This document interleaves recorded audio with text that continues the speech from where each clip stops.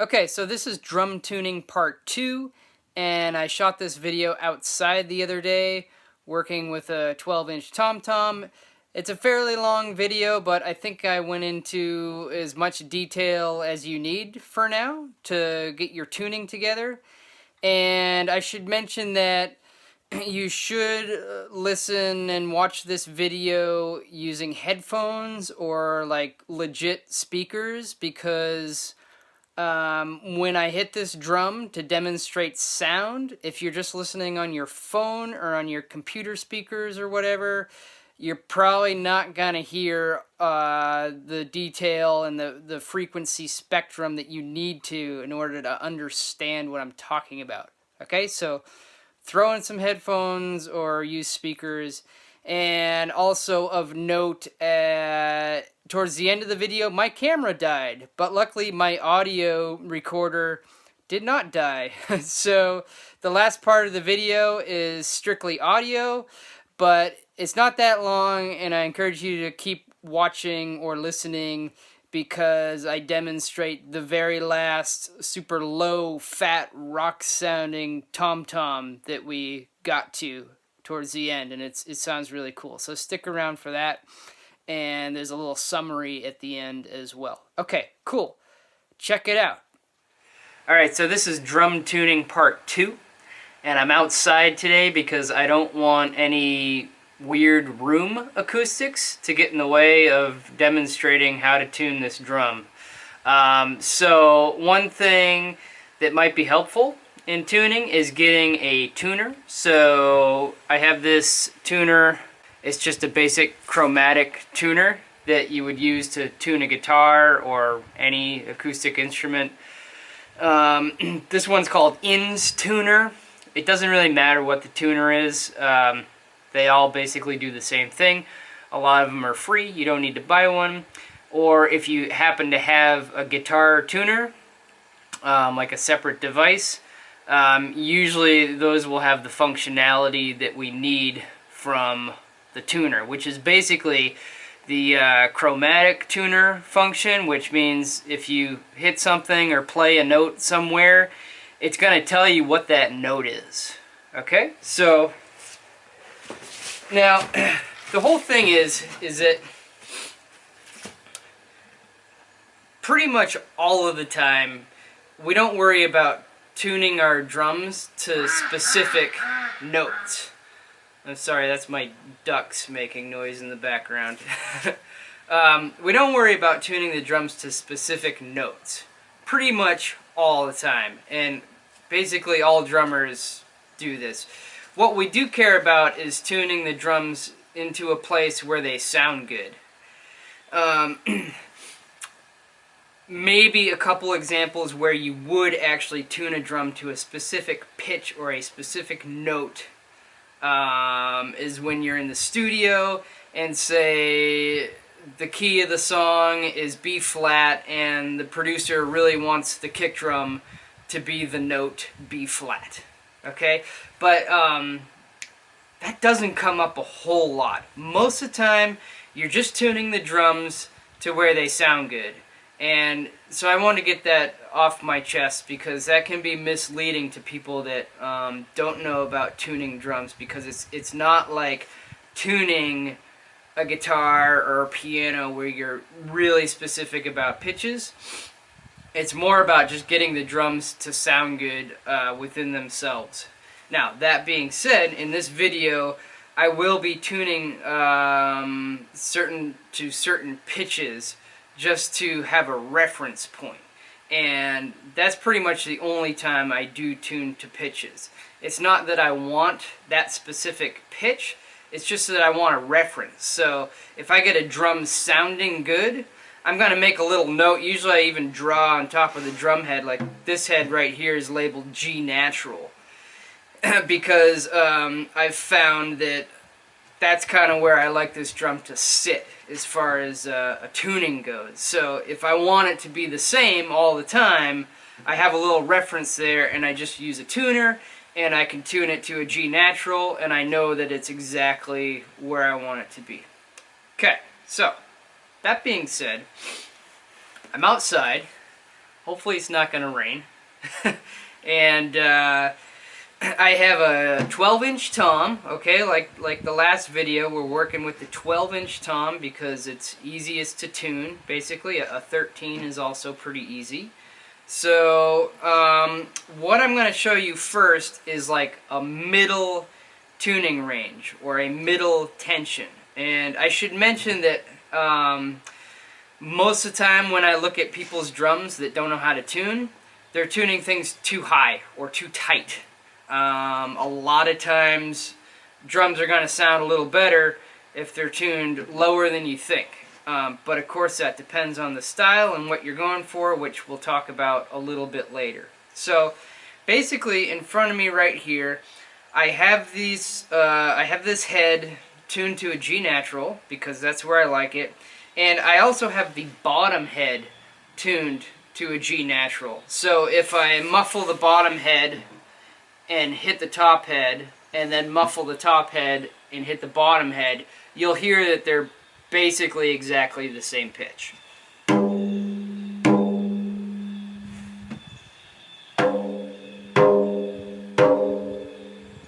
Okay?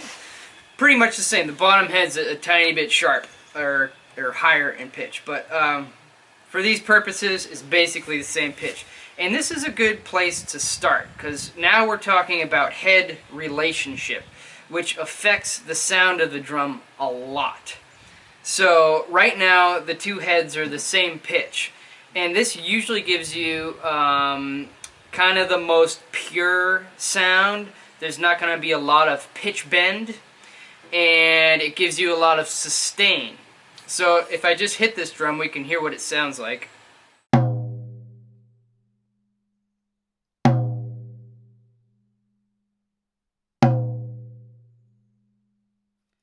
Alright, so it sounds really good. Basically no pitch bend for a drum, and a nice amount of sustain. It's not ugly, it's nice and clean. And so this 12-inch tom is basically what I would call right in the middle of the tuning range. It's not tuned high or tight, and it's not tuned low or loose. So now let's mess with the head relationship a little bit. So I am going to do it with the bottom head. And basically what I'm going to do is, let's tune this up a little bit. And I'll put it on my stool here, so that'll be easier. So we'll just bring this up.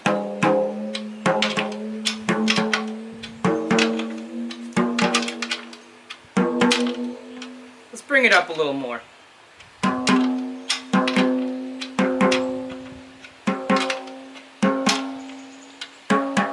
Let's see what note we're at.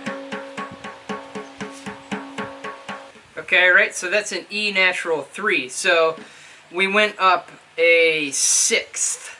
Now, I don't think I'm going to get too far into music theory right now, but basically 6 steps up from a G, depending on the scale you're in, but 6 steps up on a keyboard would give you this E from a G, if that makes any sense. I'll do another video on intervals at some point. But just know for now that an E natural up from G natural is a sixth, and basically that's a pretty big amount. Usually I don't go that drastic with my head relationships. Usually it'll be like a second or a third, maybe a fourth at the most, difference between the two heads. So anyway, let's hear what this sounds like.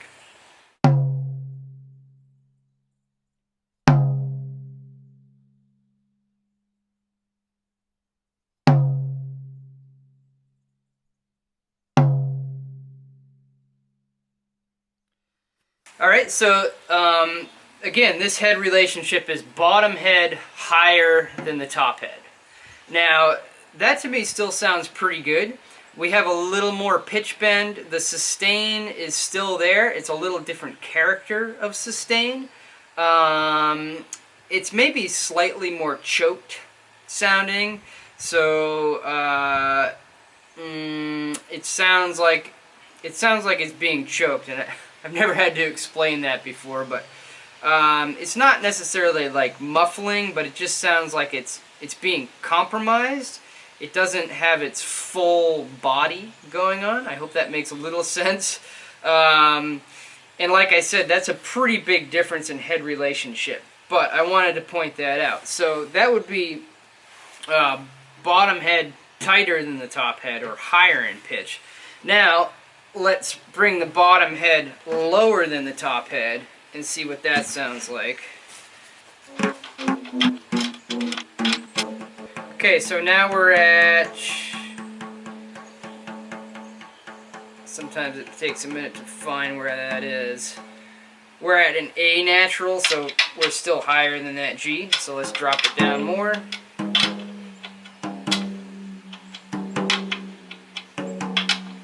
And I'm trying to keep it relatively in tune. This is a really nice drum, so it's just kind of staying in tune basically without me having to do much, which is great. So now we're at an F sharp. Let's go a little bit further.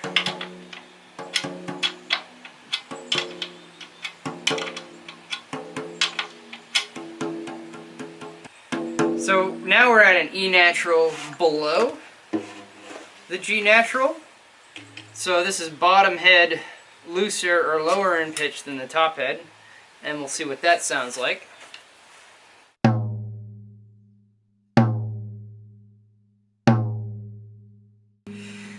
So that's pretty ugly sounding right there. We get sort of some nasty pitch bend and the sustain. The bottom head's probably not perfectly in tune, but the sustain is really nasty sounding, and we get that pitch bend.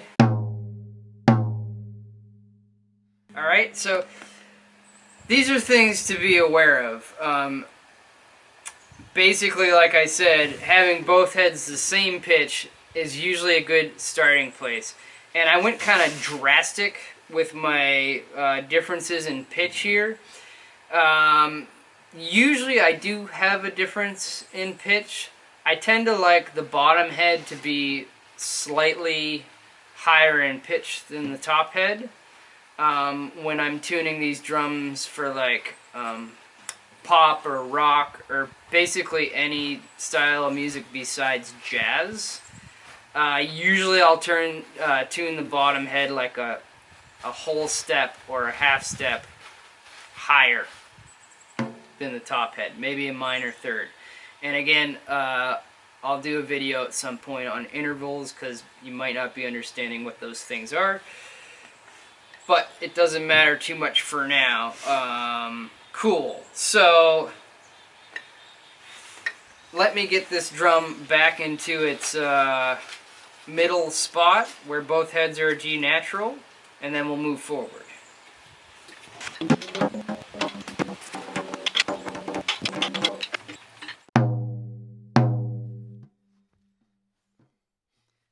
Okay, so we're back to our same head pitch tuned to G naturals, back to that middle tuning range where we started.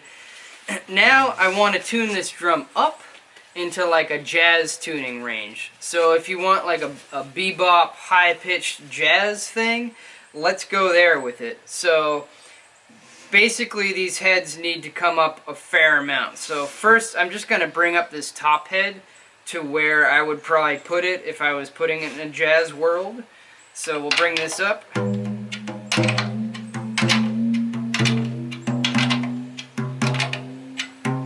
going.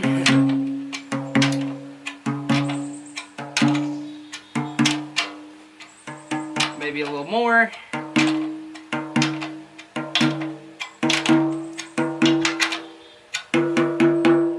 Yeah, so like somewhere in there. Jazz drums are usually tuned pretty high, so I went probably like maybe 3/4 of a turn, maybe almost an entire turn on the drum key from our G natural. So now the drum head's really tight and pretty high pitched. So let's see what that note is. Whoops.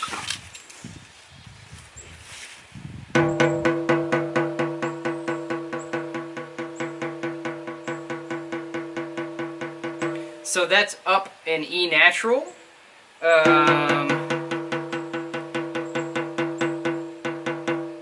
Yeah, somewhere between an E and an E flat. Let's hear what that sounds like. So now the bottom head is way lower. Okay.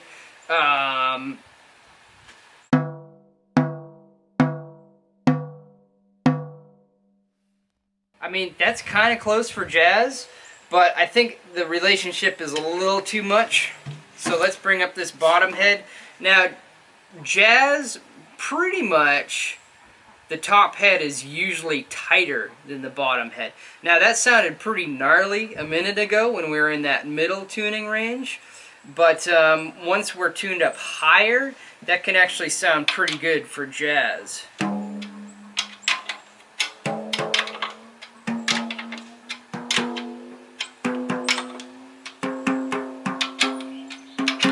Go a little further.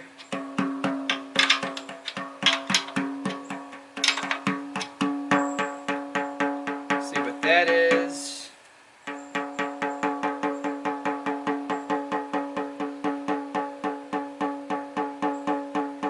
So it's like a C sharp. So it's like a couple steps below an E natural. So that's probably a good place, actually. Let's see what that sounds like.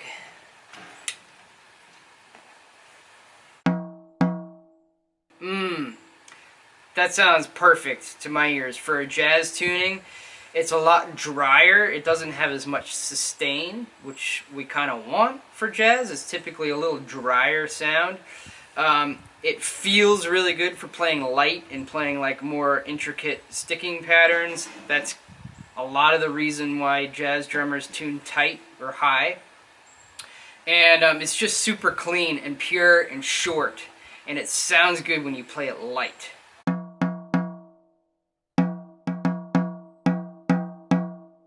Yeah, that sounds really good. Okay, so now you could have both heads the same pitch. That would be fine here. For a jazz thing, I pretty much would never go bottom head higher in pitch than the top head. And usually the top head will be higher in pitch than the bottom head. And we get, I almost call this like a sort of a, it's sort of boingy sounding. Boing boing, it's got a little boinginess to it.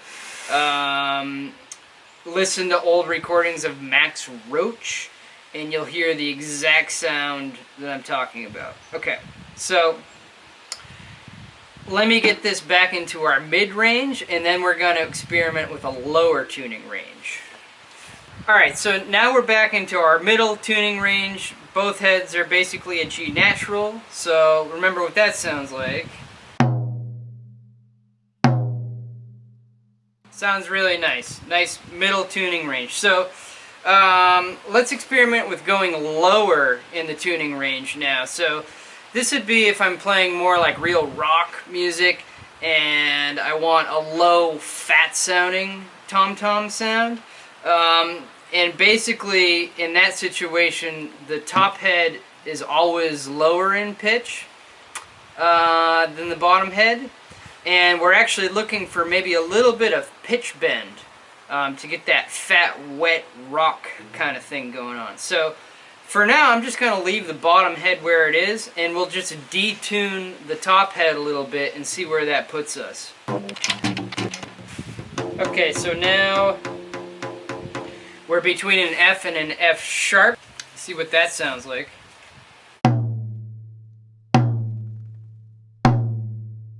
Yeah, that's pretty nice actually for a rock thing. It's got a little bit of that pitch bend, boom, right? The pitch bend is key for that fat sound. That's pretty nice.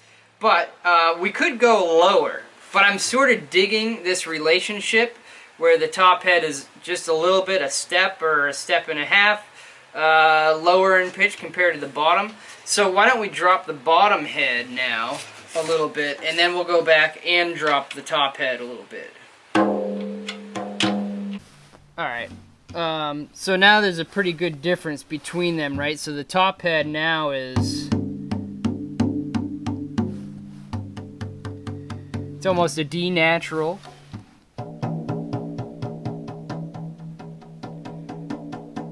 And the bottom is almost an E natural. Okay, so the relationship is pretty similar compared to what we had before, but now the entire drum is lower quite a bit. So it's not, these heads aren't perfectly in tune with themselves. So it could be a little ugly, but let's see what it sounds like.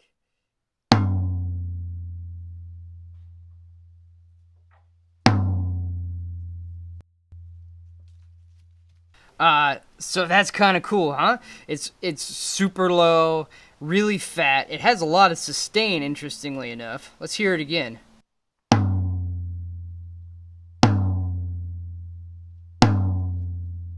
The pitch bend is maybe a little bit ugly for my taste, but honestly, like in the mix of playing with a loud rock band, that would sound really good. And okay, cool. So there you have it. That was part 2 of drum tuning. I hope this video helped. So basically, to kind of sum it up, you can think about tuning as like 3 separate ranges with any given drum. So you can tune it right in the middle, you can tune it low, or you can tune it high. And then from there, you're thinking about the head relationships. So is the top head higher or lower in pitch compared to the bottom head? And those things affect the overall tonality a lot. And then, of course, we're always shooting for having all the lug points, all the tension rods, the same pitch, so that the actual head is in tune with itself. So, I've been doing this for a long time, and as you can see, I still don't always know what I'm going to get. You can experiment with this for your entire life and probably never completely figure it out, at least for me. But, you know, it takes a lot of time to develop the skill to make the drums to sound the way you actually want. Now, a couple other little notes. The room you're in will change how the drum sounds. So that's kind of why I set up outside today, is because there's no walls or ceilings or floors around me that are containing the sound waves and influencing the way this drum sounds. That doesn't mean you have to practice tuning outside. You don't have to. But it probably makes a lot of sense to stick with one room or one space for a while you're experimenting with tuning, so that you have a constant. Okay, because when you change rooms, the drum will sound different.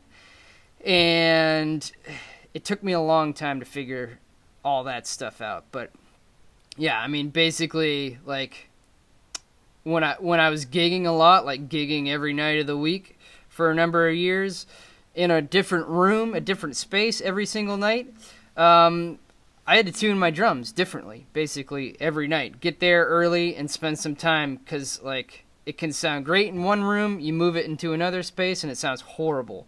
And so, you know, it takes a lot of figuring out. So, cool. Another little influence, well, not little, but a pretty big influence on the drum's sound is the head selection. So, what heads are you using, top and bottom? That has a pretty big influence. It doesn't necessarily change the tuning that I just went over, but it will a little bit, and I will make a video about head selection very soon. Cool.